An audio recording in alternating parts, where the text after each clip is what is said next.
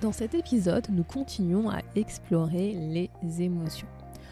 Aujourd'hui, je te propose de découvrir des émotions un peu plus complexes que les émotions de base et où je vais te parler d'émotions de substitution ou encore d'émotions mélangées.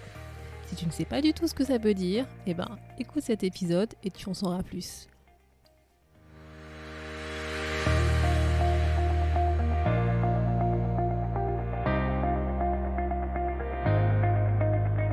Bonjour à tous et à toutes, vous êtes sur le podcast Le quart d'heure d'Inspire Action. Moi c'est Wefa, votre coach en transformation de vie. Chaque semaine, retrouvez dans ce podcast des outils pour développer votre self-awareness, des actions à réaliser pour démarrer votre transformation, ainsi que des témoignages de personnes comme vous et moi qui ont décidé de devenir l'architecte de leur vie. Alors, installez-vous tranquillement et prenez de quoi écrire. Hello et bienvenue dans l'épisode 73 du podcast où nous continuons notre découverte, notre voyage dans les émotions. Donc jusqu'à présent, je t'ai parlé d'émotions relativement simples, tu vois, les émotions de base que sont la peur, la tristesse, la colère ou la joie. Mais en fait, tu sais que c'est pas si simple que ça. En fait, c'est pas forcément toujours aussi facile, évident d'identifier quelle est la couleur de l'émotion qu'on ressent. Et en fait, effectivement, dans les épisodes précédents, j'ai essayé de simplifier le processus émotionnel en supposant que nous utilisions toujours la même réponse adaptée par rapport à ce qu'on ressent, par rapport à une situation. L'idée, c'était de t'introduire les émotions, t'expliquer en fait les différents messages, etc. Mais c'est vrai que, entre guillemets, j'ai simplifié comment ça se passe réellement. Idéalement, en fait, j'ai pris la supposition qu'il y avait une cohérence entre l'émotion qu'on ressent, les pensées qu'on ressent et les actions qu'on réalise suite à cette émotion. Et je pense que tu sais que ça se passe pas comme ça, sinon tu n'écouterais pas cet épisode. C'est un petit peu plus compliqué que ça. Et c'est notamment ce qu'on va voir dans les 2 épisodes qui vont suivre, où en fait je vais te parler d'émotions un peu plus complexes parce que malheureusement ça ne se passe pas vraiment comme ça dans notre vie, sinon ça serait trop simple. En fait, il arrive parfois que inconsciemment on substitue une émotion par rapport à une autre, soit on ressent plusieurs émotions en même temps et donc on ne sait pas trop quelle est la vraie émotion qu'on ressent. Parfois, on accumule en fait des émotions en nous sans les exprimer et au bout d'un moment, ça pète, ça explose. Ou parfois, en fait, face à une situation qui semble simple pour nous, et en fait, ça va faire ressurgir une ancienne émotion en nous et en fait, elle va rappeler la situation qu'on est en train de vivre, va rappeler une émotion qui était très très forte, qu'on n'a pas forcément gérée au moment où il fallait la gérer, et cette émotion peut s'exprimer de manière démesurée. Donc c'est un peu sur ce type d'émotion que je vais faire le focus sur les 2 épisodes à venir pour que tu puisses mieux les comprendre et que tu puisses mieux les gérer. Donc sur ce, on commence. Je vais te parler aujourd'hui de 2 types d'émotions qu'on va appeler les émotions raquettes ou de substitution, et les émotions mêlées. Et dans l'épisode suivant, de la semaine prochaine, je ferai un focus sur les 2 autres types qu'on appelle les émotions timbres et les émotions élastiques. Donc sur ce, comme d'habitude, tu prends un carnet, un stylo, installe-toi bien, prends un petit thé, un petit café et écoute la suite.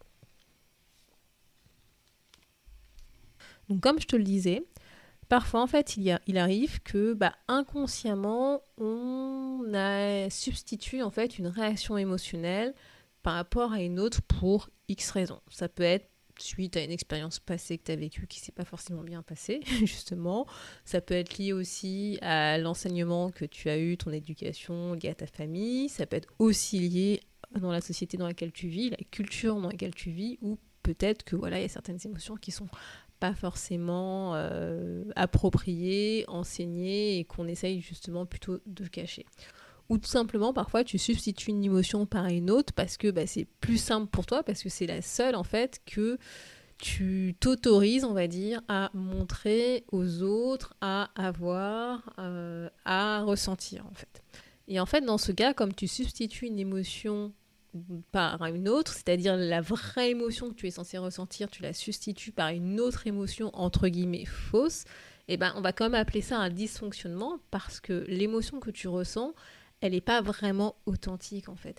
Et ça peut te poser problème parce que cette émotion en fait que tu vas substituer, eh ben, c'est pas forcément celle que tu ressens initialement, et en fait tu ne t'autorises pas, voire tu ne t'autorises plus à ressentir la vraie émotion qui émerge par rapport à ce que tu es en train de vivre, par rapport à la situation qui se passe autour de toi, ton environnement, etc. Et en fait, ce qu'on va appeler en gros l'émotion authentique, c'est l'émotion que tu es censé ressentir en fait naturellement, qui va venir justement naturellement en toi par rapport à ce que tu es en train de vivre. Et ce que tu vas faire consciemment ou inconsciemment, c'est que tu vas en fait entre guillemets, arrêter un peu ce process, te dire « Ah non, c'est pas cette émotion-là que je vais montrer parce que pour X raison, je peux pas la montrer, j'ai pas le droit de la montrer. » Et tu vas la remplacer par une autre. Tu vois, et donc c'est pas vraiment la vraie émotion que tu ressens, celle que tu montres, c'est une émotion que tu substitues par rapport à l'authentique, à la naturelle.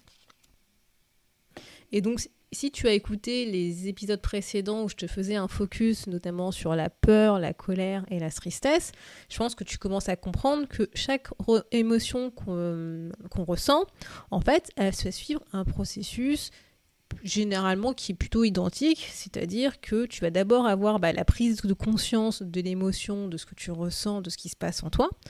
Ensuite, tu vas avoir l'expression de cette émotion selon ton corps, ce qui va se passer dans ton corps, ce que tu vas ressentir dans ton cœur, ce qui va se passer dans ta tête avec les pensées, etc. Et enfin, par rapport à tout ça, tu vas avoir une action qui va résulter justement de cette émotion pour pouvoir répondre à cette émotion.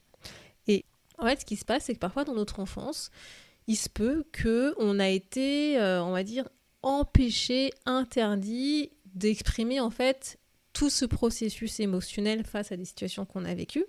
Et je vais donner un exemple, tu vas tout de suite le comprendre. C'est par exemple quand on dit les filles n'ont pas le droit de se mettre en colère, tu n'as pas le droit de te mettre en colère, c'est pas joli, une fille qui se met en colère, etc., etc. Ou le contraire, les garçons ne pleurent pas, quand on dit un garçon arrête de pleurer, ça fait fille, etc., etc. Tu vois, et inconsciemment, quand on a entendu ça, ou si jamais tu dis ça à ton enfant, et en fait, on associe en fait cette émotion qu'on est en train de vivre, donc par exemple une fille qui se met en colère ou un garçon qui est en train de pleurer, à un danger pour soi-même. Inconsciemment, en fait, on va associer « Ah mince, si je montre cette émotion-là, c'est pas bon, c'est un danger. » Et donc en fait, ce qui va se passer, c'est que on va substituer cette émotion naturelle, qui arrive naturellement, par quelque chose d'autre, par une autre émotion, par un comportement d'une autre émotion qui, entre guillemets, est plus acceptable par rapport à, encore une fois, comme je disais, par rapport au contexte dans lequel on évolue. Et donc, en fait, ce qui va se passer au final, c'est que tu as un autre comportement qui, a priori, n'est pas forcément celui qu'on devrait avoir adopté face à la situation qu'on vit. Cet autre comportement, en fait, il va venir remplacer le comportement naturel qu'on aurait eu si on avait été autorisé à exprimer l'émotion naturelle.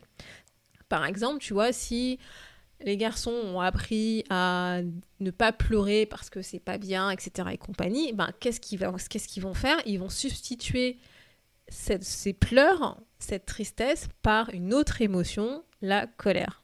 Et en grandissant, en fait, ce truc va s'ancrer en nous. Et ce qui va se passer, par exemple, tu vois, si jamais il s'avère que tu es un homme et que justement tu as grandi avec cette injonction que les garçons ne doivent pas pleurer, quand tu vas te retrouver face à une situation où tu as envie de ressentir de la tristesse, tu vas peut-être justement t'empêcher de ressentir cette tristesse et au lieu de ça, tu vas exprimer de la colère.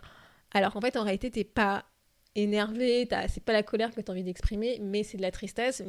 Et comme en fait on t'a interdit d'exprimer cette tristesse, tu l'as remplacée par de la colère. Et donc pour les filles, c'est pareil, si jamais tu es une femme et que dans ton enfance on t'a expliqué que les filles n'ont pas le droit de se mettre en colère parce que c'est pas joli, compagnie, etc. Si un jour tu te retrouves face à une situation où tu as envie de te mettre en colère, qu'est-ce que tu vas faire inconsciemment ? Tu vas pleurer. Parce que dans ton enfance, on t'a dit que voilà, pleurer pour une fille, c'est ok. Être en colère, c'est pas ok. Et donc, quand tu vas être en colère, comme tu vas avoir du mal à exprimer cette colère, l'émotion qui va venir, qui n'est pas naturelle, c'est la tristesse. Et donc, tu vas te mettre à pleurer. Et donc un signe pour t'aider à identifier une émotion qui a été substituée, et bien en fait c'est la fatigue. Généralement en fait, quand tu exprimes une émotion qui n'est pas forcément naturelle, qui en fait a été remplacée, substituée, ça va te demander de l'effort en fait de le faire. Même si c'est inconsciemment, ça te demande de l'effort. Et en fait cet effort va s'exprimer via une fatigue. Et c'est pour ça que généralement, si tu as déjà fait une séance de coaching avec un coach, tu vas te rendre compte que le coach il a tendance à questionner la fatigue, à essayer de te faire comprendre qu'est-ce qui se cache en fait derrière la fatigue, parce que en réalité, ça peut correspondre à une émotion qui a été refoulée, voire qui n'a pas été exprimée. Et la fatigue égale en fait un épuisement émotionnel. C'est que c'est trop, comment dire, encore une fois, comme c'est pas naturel, ça demande de l'effort à ton corps d'exprimer une émotion qui n'est pas forcément celle que tu devrais exprimer. Bah, t'es tout simplement fatigué, épuisé, quoi, c'est ça, quoi. Et tu vois, c'est pas forcément évident d'identifier ces émotions de substitution parce que, en fait, comme tu as appris à substituer généralement dans ton enfance pendant très longtemps pour te protéger, tu n'en as pas forcément conscience en fait que tu substitues une émotion par rapport à une autre.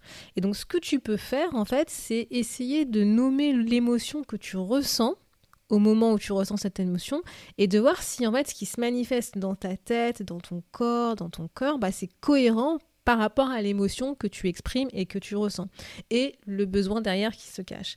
Et si c'est pas le cas, c'est que sûrement, c'est que c'est pas forcément la bonne émotion et que en fait, tu es en train d'utiliser une autre émotion. Donc, le deuxième type d'émotion que je voulais te parler aujourd'hui, c'est ce qu'on va appeler les émotions mêlées. En fait, dans notre quotidien, on ressent pas une seule émotion. C'est pas, tu vois, c'est pas blanc, c'est pas noir, c'est pas la peur, la tristesse, la colère ou la joie. Non, ça serait trop facile, tu vois. Et d'ailleurs, c'est aussi pour ça que c'est difficile d'identifier parfois l'émotion qu'on ressent, parce que tu vas avoir en fait plusieurs émotions qui vont s'entremêler quand tu vas faire face à une situation. Par exemple, tu vois, tu peux ressentir de la colère, puis de la peur, ou de la peur, puis de la tristesse. Et parfois, ça peut être tellement rapide que tu t'en rends pas forcément compte. Et t'as tout qui s'en mêle dans ta tête et tu dis, oh là là, mon Dieu, qu'est-ce qui est en train de se passer ? Je suis en train d'être submergée par des émotions. Je sais pas trop, en fait, ce que je ressens.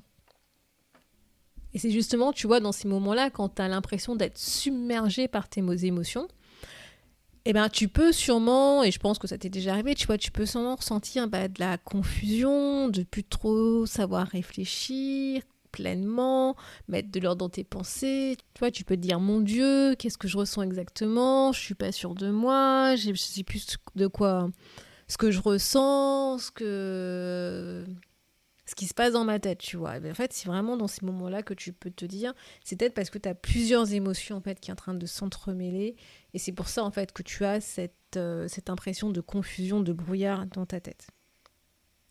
Et en plus, tu vois, si jamais tu te retrouves en fait face à un conflit de valeurs interne, et si tu sais pas c'est quoi un conflit de valeurs interne, je te renvoie à l'épisode 5 du podcast pour en savoir plus. Voilà, donc si jamais tu fais face à un conflit interne de valeurs, tu peux ressentir des émotions ambivalentes en même temps. C'est-à-dire que tu peux ressentir à la fois de la joie ou de la tristesse, parce que la situation que tu es en train de vivre, elle satisfait à la fois une de tes valeurs, d'où la joie, et en même temps, elle ne satisfait pas une autre valeur, d'où la tristesse. Et je vais te donner un exemple concret que je pense que tu as déjà vécu. Par exemple, tu peux ressentir de la joie dans ton activité pro parce que tu es super aligné, ça t'épanouit, tu es super content, super contente de ce que tu fais. Et en même temps, tu peux ressentir de la tristesse pour cette même activité professionnelle parce que peut-être que tu as la valeur famille qui est importante pour toi et que ce moment que tu passes dans ton travail ou peut-être tu veux faire des heures supplémentaires, tu ne le passes pas avec ta famille. Et donc tu peux ressentir une tristesse dans ce sens-là parce qu'effectivement, la valeur famille est importante pour toi.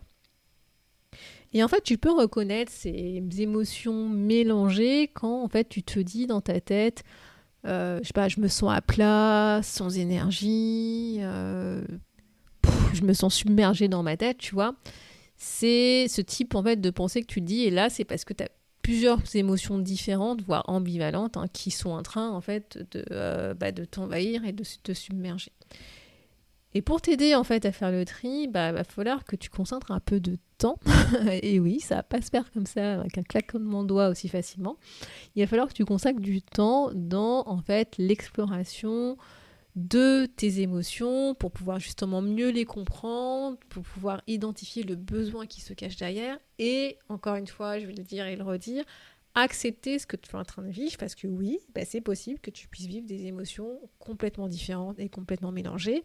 Et comme j'aurais tendance à dire, c'est normal, il ne faut pas que tu te dises, mon Dieu, mais qui je suis en train complètement de me dédoubler, c'est pas normal. Si, c'est normal, c'est tout à fait possible.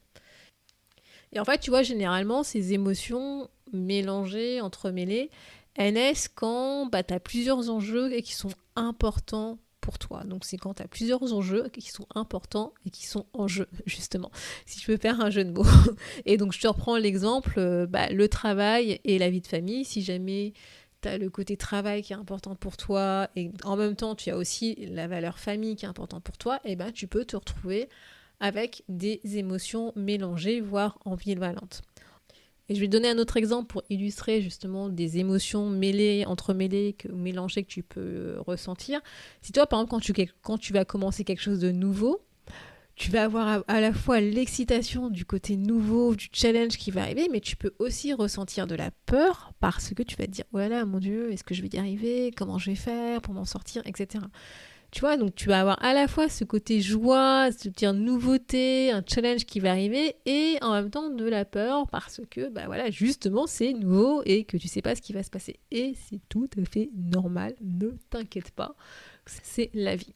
Et en fait, d'où l'importance, encore une fois, je vais te le dire et le redire, c'est de bien connaître son système de valeurs et les enjeux qui sont importants pour toi et les conséquences éventuelles si jamais tu les suis ou tu ne suis pas ces enjeux.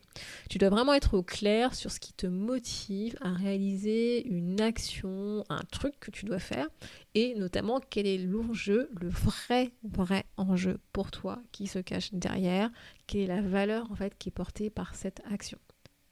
Si jamais tu te souviens justement de l'épisode 5 sur les conflits internes de valeurs, c'est de ça dont je parlais, c'est vraiment lié en fait.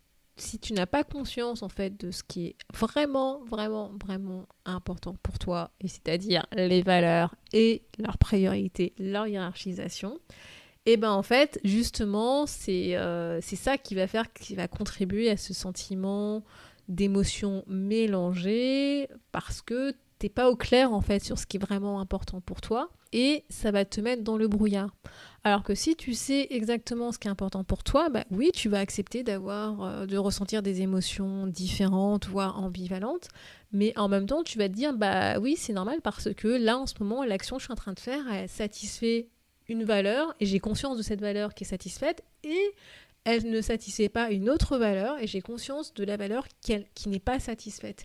Et rien qu'avoir ça en tête, déjà, tu vois, ça apaise un peu ce côté brouillard, d'être submergé par des émotions qui sont complètement différentes. Donc voilà pour aujourd'hui sur les deux types d'émotions complexes que je voulais te partager avec toi, donc qui sont les émotions de substitution et les émotions mélangées, mêlées. Donc le challenge de cette semaine, si tu l'acceptes, c'est de travailler sur ces deux types d'émotions. Donc pour les émotions de substitution, en fait, c'est faire une introspection personnelle pour essayer d'identifier éventuellement une situation récurrente où effectivement tu te rends compte que tu n'exprimes pas forcément l'émotion que tu devrais exprimer par rapport à cette situation. Et voilà, et ce qui va te permettre de comprendre pourquoi éventuellement tu es fatigué quand tu exprimes cette émotion ou voire que tu n'exprimes pas cette émotion. C'est peut-être parce que justement tu substitues la mauvaise émotion et tu caches l'émotion naturelle. Le deuxième exercice que je te propose, c'est de travailler en fait sur les émotions mêlées. C'est si tu peux essayer en fait d'identifier une situation où tu as eu l'impression d'avoir une fatigue émotionnelle, d'être submergé par plein d'émotions, si tu peux essayer, tu vois, de te remémorer la situation et d'identifier éventuellement les 2-3 émotions que tu as ressenties, et à côté de mettre en fait le besoin qui était exprimé par cette émotion, et ensuite d'identifier la valeur en fait qui était satisfaite ou pas satisfaite par rapport à cette émotion et en fait le comparer par rapport à ton système de valeurs. Et peut-être que ça te permettra de mieux comprendre en fait ce qui a fait que justement tu t'es senti submergé, que tu as eu l'impression d'avoir plein d'émotions différentes qui n'étaient a priori pas compatibles, que tu as ressenti lors de cette situation. Donc voilà, donc moi je te laisse avec ces 2 exercices et puis comme d'habitude, si jamais tu as des questions, tu n'hésites pas à m'écrire, je suis là pour ça, pour toi, pour t'aider à mieux gérer, à mieux appréhender justement toutes ces émotions. À bientôt.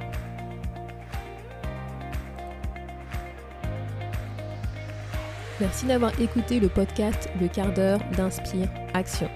Et surtout n'oublie pas, ce podcast est fait pour toi, pour t'inspirer à passer à l'action maintenant pour changer ta vie. À la semaine prochaine pour un nouvel épisode.